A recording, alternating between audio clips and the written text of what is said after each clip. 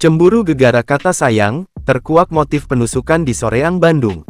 Muhammad Arda Askolani, 21, tersangka kasus penusukan terhadap AK, 24, di Jalan Raya Gading Tutuka, Desa Cincin, Kecamatan Soreang, Kabupaten Bandung, Jawa Barat, mengaku kesal terhadap korban lantaran ia mendekati pacarnya.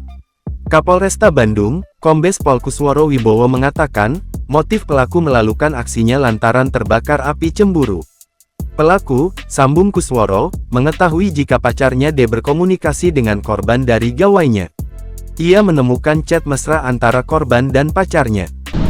Tersangka ini melakukan tindakan seperti ini karena motifnya cemburu, bahwa tersangka mengetahui bahwa pacarnya inisial D ini selingkuh dengan korban.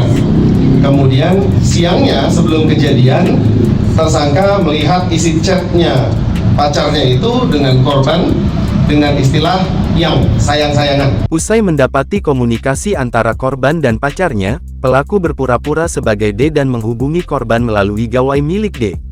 Setelah korban merespons chat pelaku, keduanya sepakat bertemu di lokasi tempat kejadian perkara TKP.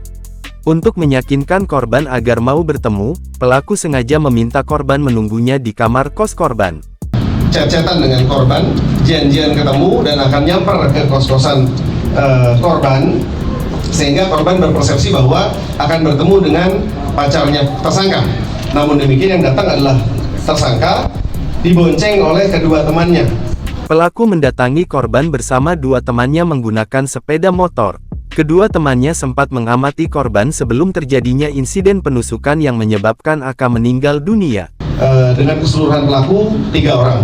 1 orang kategori sudah dewasa, 2 orang di bawah umur, namun demikian 3-3 kami tangkap, namun yang 2 tidak kami hadirkan dalam press conference ini.